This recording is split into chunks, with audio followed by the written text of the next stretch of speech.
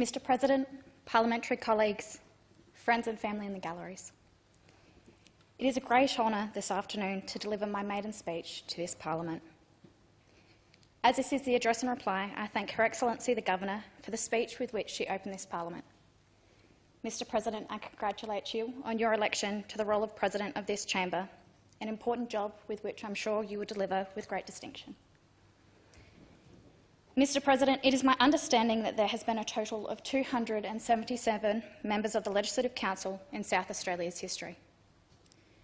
I stand before you today incredibly humbled to be the 23rd female member of the Legislative Council in South Australia.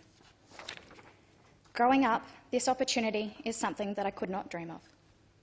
It is true that you cannot be what you cannot see, and so sometimes you must forge your own path, no matter what the adversity.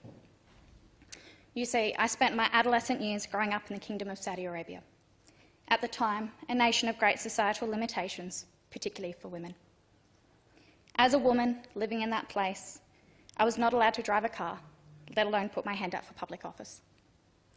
In Saudi Arabia, women were first allowed to stand as voters and candidates in 2015, the year after I graduated high school, and some 121 years after this Parliament legislated the rights of women to stand for public office and to participate equally in representative democracy. While I have now left that place and I'm fortunate enough to stand here in this chamber, it is from that experience, and so many more, that the magnitude of the privilege bestowed upon me to represent South Australians here in the Legislative Council is not lost on me today. I hope that across our great state, that young girls and women will look upon our Parliament as we continue to see more women elected and feel inspired by the knowledge that they can achieve anything that they desire, so long as they are willing to put in the hard work. My family is the centrepiece of my life. I'm the proud first, and I would like to say favourite, although my sister will likely disagree, daughter of Andrew and Nolene Curran. My mum was born in Wagga Wagga, country New South Wales, to Barbara Steele. Barbara was born in Mount Lawley, Western Australia. She was the second born of 9 children to George and Aileen Leach. Barbara finished school at age 15 to undertake a hairdressing apprenticeship and later went on to join the Royal Australian Army Nursing Corps at age 18. Barbara travelled to New South Wales and was stationed at the 2nd Military Hospital in Ingleburn, which received casualties of wounded soldiers evacuated from Vietnam. Like many women of that era, she had to forego her military career when she married a soldier and later went on to have 3 children. I would like to acknowledge my uncle David Steele, who is here in the chamber today. And whilst I sadly never had the opportunity to meet my grandmother, as she lost her battle with acute myeloid leukemia at the young age of 45, it is an honour to have 2 of her children here today in this chamber who have supported me along the way. My mum, Nolene, grew up in a defence family, moving house and changing schools every couple of years as they were posted to different locations around Australia. She attended the University of New England to study archaeology, where she joined the Army Reserves and met my dad. After graduating with an honours degree in historical archaeology, she worked for the National Parks and Wildlife Service in New South Wales, various environmental firms, and as an archaeological consultant over a period of 10 years. She returned to university to follow her passion for teaching, and after graduating again, taught in schools and for the Department of Defence in various education-related roles.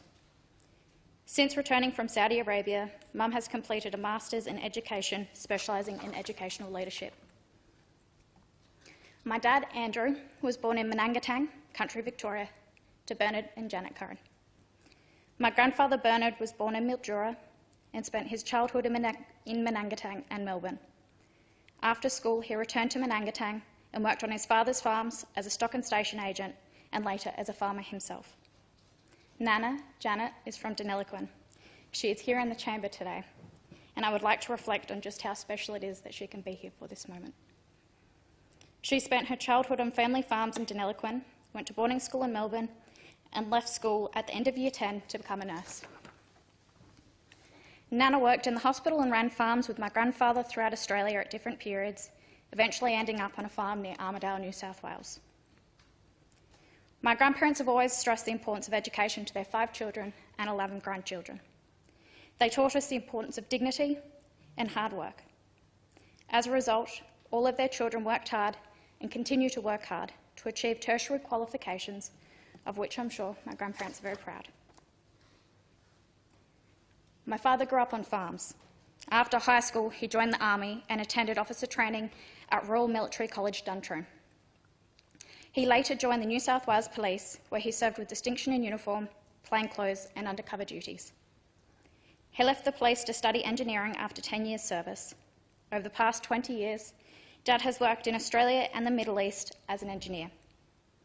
He has won a number of awards for his work, including South Australia's Engineer of the Year in 2021. I'm the very proud older sister to Isabella, who is in the chamber today.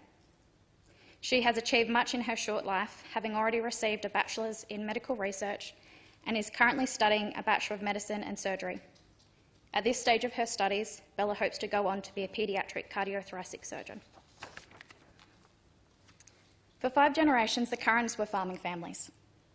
I have a deep understanding and empathy for the challenges that our rural communities are facing in these difficult and challenging times. These communities are impacted heavily by a range of factors outside of their control, such as drought, flood and pestilence. These communities face real challenges in relation to services, employment, population retention and opportunities for their children. It is my goal to use my time in this place to try and benefit these communities as much as I can. We must not underestimate how important these rural communities are to our state and to our nation. Mr. President, I'm a firm believer that it's not what happens to you, but how you react to it that matters, and that the events of one's life do not necessarily define who you are or what you can achieve. In my short 26 years, I have been faced with what I like to refer to as character-building moments. These moments have helped to shape the person that I am and give me the passion to be an advocate in our community. You see, I had to grow up quickly at a young age. When I was 5 years old, my father had been working undercover for the New South Wales Police, infiltrating bikie gangs, murder suspects, and other criminal organisations. After a threat was identified against my family as a result of this work, we were placed on the Witness Protection Program. One of my earliest memories as a child, is of officers evacuating us from our home, being taken by a convoy of police cars in the middle of the night and being shuffled from safe house to keep us safe. After some time on witness protection, my family and I started a new life in a new state. And although it was a horrible experience, my family views that time as a price worth paying. As a result, I'm an ardent supporter of all those people who serve our Australian community and hope that the work that we do here in this place can mean that they can do their job with greater safety. My family's experiences have instilled the importance of public service in me and the sacrifices that everyday Australians make when they choose that calling. Throughout my time in this place, I will champion for all those who serve our community, those who put on a uniform every day to make sure that they keep Australians safe, at times to the detriment of their own safety. I will champion to ensure that they are given the best support possible so that they are able to do their job safely and, importantly, given the support that they need after they finish their service. I will champion for the support of their families, who themselves make many sacrifices to support their loved ones through the challenging times that they face. Like many of our frontline workers, after my dad left the police, he suffered from severe PTSD and found it challenging to hold a full-time job for a number of years. These were lean times for my family, who tried desperately to put food on the table and pay for utilities. This taught me 3 very important life lessons. First, how tough life can be for many Australian families. Second, that success comes to those who persevere and continue to try, no matter how many obstacles they encounter. And thirdly, the fundamental importance of the family unit. The resilience and strength shown by my parents in getting out of witness protection and starting a new life is something which has inspired me throughout my life. It is through watching their work ethic and determination in the face of adversity that liberal values have been instilled in me. Faced with life-changing events and with 2 small children displaced from their ordinary routine, My parents did what Australians are known to do. They dusted themselves off and they got on with their lives. Some years later, my dad took a job in the Kingdom of Saudi Arabia, which at the time, and still somewhat to this day, is a country of many societal limitations and governed by Sharia law. Now, before I discuss some of the challenges of that nation, let me just say that my family and I loved our time as guests in Saudi Arabia, and that the Saudi people are amongst some of the most inviting and friendly in the world. I was incredibly fortunate to be their guest, but it was not without its challenges. We lived there throughout the Arab Spring, a particularly challenging time for the Middle East. We moved there only a few years after bombings that resulted in the deaths of many expatriates, severe curtailing of free movement, and increased security. We lived in fortified compounds with machine gun pits, tanks, and soldiers. Our car was searched for weapons and bombs each time we came home, and when we went to our school compound. I was required to wear an abaya, and when instructed to by religious police, cover my hair. Religious police were often accompanied by a police escort, who were able to order the detention and the arrest of violators. This is a place where beheadings, lashings, and stonings were common. Where at the time, women were not able to drive a car and guardianship laws were still in place. Where there was one line for women and another for men. Where you would go to a restaurant or a food court, and there would be one dining area for women and families and a separate dining area for men. A place where there was no freedom of speech, public worship or association. A place where the media and the internet was censored, and where there was a ban on all public demonstrations and marches. I share these experiences because while I lived what was a fortunate life with amazing opportunities in a foreign place, from a young age I was deprived of the many freedoms we take for granted here in this country. And this is why I hold my liberal values dear. I have seen firsthand what it is to not have the basic equality of opportunity, something which the Liberal Party, and ultimately this Parliament, should always strive to protect. I'm a passionate defender of our nation's values, the rule of law, and the institutional societal constructs we at times take for granted living in South Australia. It is because of my experiences that I'm a staunch advocate for the protection of our freedoms here in Australia. I believe that my parents are incredibly brave people. They moved to a foreign and mysterious land to be able to provide opportunities for my sister and I. Through their leap of faith, their children were able to obtain a world-class education and see a great deal of the world, things that may not have been possible had they not taken that risk. I cannot help but look back and reflect on the courage it took to make that decision, moving your children to the other side of the world, to a place that you knew would have had many challenges and adversity in the search for better opportunities. I don't know if I would have been so brave to make that decision, to move to the great unknown, to start a new life. Mum and Dad, you're my biggest personal inspiration, and I'll be forever grateful for all you have done for Bella and I. Mr. President, while there were many challenges outside the walls of our compound, inside was our sanctuary. Here we were blessed with a strong sense of community and belonging. We were often all from different places, yet shared the same home. The children were third culture kids. We were navigating cultures that differed so vastly from our own, yet somehow created our own experience and adapted to that of our host country. The many cultures I have been fortunate to be exposed to have left an imprint on me. I share this because here, in this country, we have a melting pot of cultural influence, with many who have places who have left an imprint on them. It is our shared values of mateship, freedom and democracy, and the belief in a fair and tolerant society which helps to bind us together. I hope that as members of this place, we never forget the one thing that unites us. We have all chosen to make Australia our home.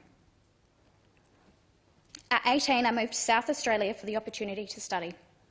I packed a suitcase and I left my family behind to move to Adelaide, a place I had never been to. This idea was terrifying, and I can only imagine the challenges faced by those who leave their home country to make Australia their new home. The reverse culture shock when I returned made me feel very homesick for my family, but this of course all settled as I assimilated back into my way of life into Australia. It was at university where I met my fiancé, Cameron. coincidentally at the University of South Australia Liberal Club tent. 7 years, 4 houses, 3 campaigns, and a 7-month-old Labradoodle later, and here we are. I am fortunate to share my life with such a loving, dedicated partner, one who constantly supports and pushes me to do better and be better. Someone who says, say yes to every opportunity. Someone who, whenever I have been met with questions about whether we want children and who would raise those children, heaven forbid I ever be elected, around my age, whether I could hold my own when a man was not around, or any other question that my male counterparts would never receive, has been proud to say that women can do it all. And I'm proud that one day, when we have children, they will be able to see that mum and dad work as a team. People often ask me, why did you pick Adelaide if you had never been here before? The answer was the Fringe Festival. Someone told me about this amazing arts festival that took place every year, about the beautiful beaches and wine regions, all within a short drive of the CBD. And South Australia, you have not disappointed. I'm a proud South Australian. While I may not have a long lineage of South Australians in my family, I chose to make South Australia my home.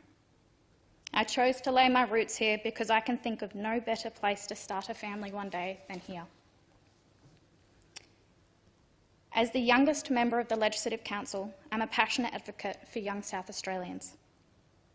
There is no denying that throughout the COVID-19 pandemic, young South Australians have been disproportionately affected. Every South Australian deserves a dignity of work.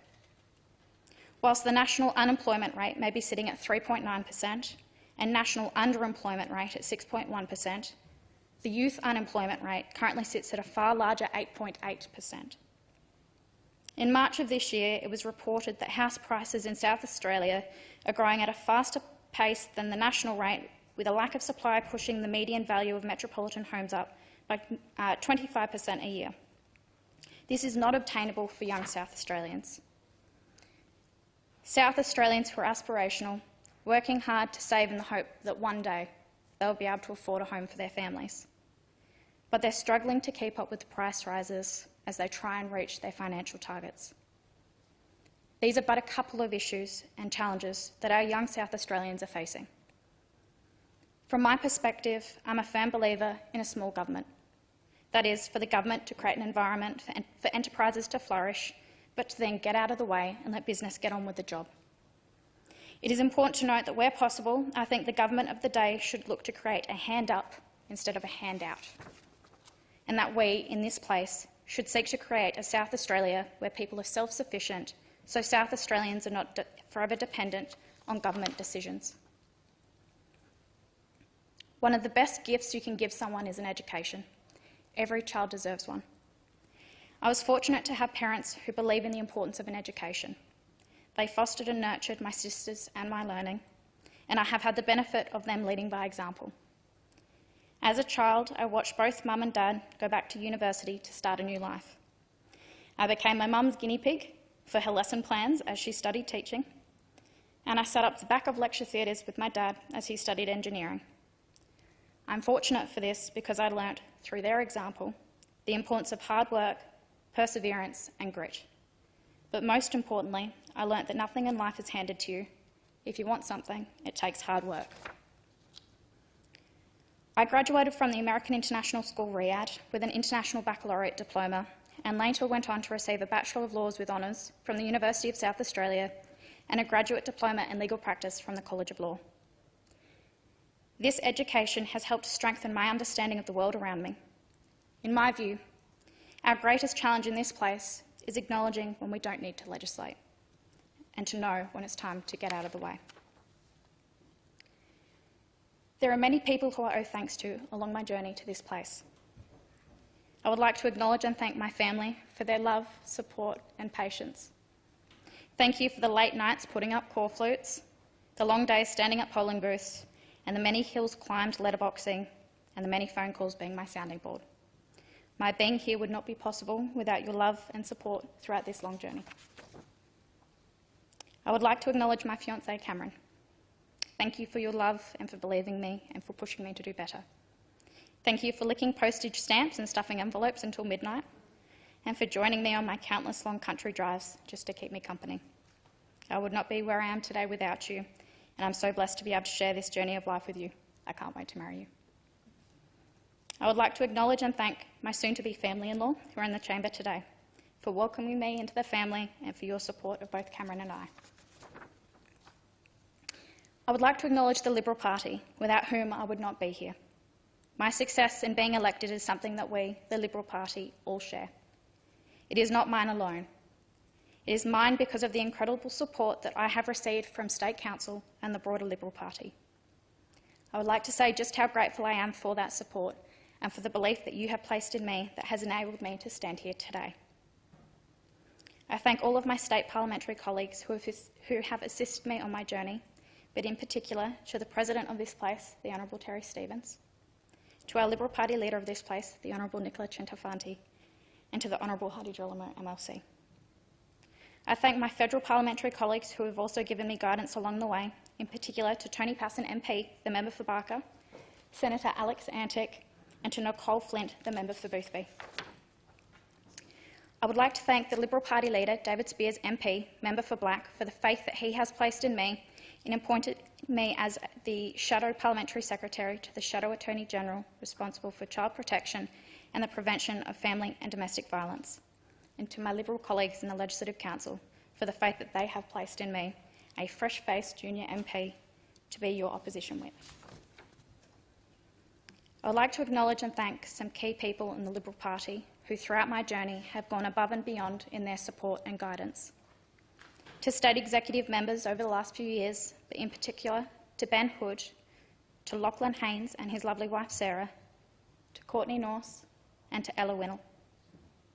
To members of the Mawson branch, where Cameron and I resided for some time, but particularly to Diane John Harvey and SEC President Peter Wadowitz. I'd like to acknowledge Fiona Lee, Zane Bashich, Alexander Hyde, Amy Pike, Neil and Chris Howard, Diana Wiseman, Rowan Mumford, and Greg O'Brien for the support that they have given me. I would like to acknowledge the presidents of my paired SECs throughout the election, the President of Ghana, Acting Mayor of the City of Onkaparinga, Simon McMahon, President of Raynell, Shane Carter, and President of Herdevale, Emma Godfrey and her husband Liam. I would like to acknowledge loyal party members who have stuck with me since my first campaign in Raynell, continue to assist me in my campaigns in Kingston, and most recently in the 2022 election.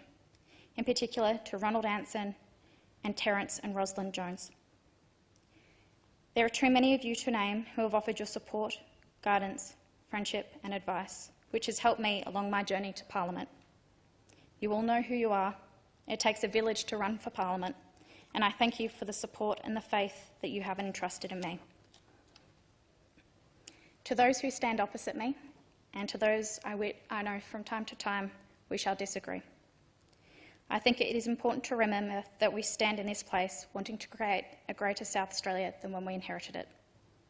At times we may have different views on how this will best be achieved, but I strongly believe that the things that unite us as South Australians are infinitely more important than those that divide us. Despite our political differences, I look forward to working with all in this chamber on this endeavour and in giving my all to the betterment of South Australia. Thank you.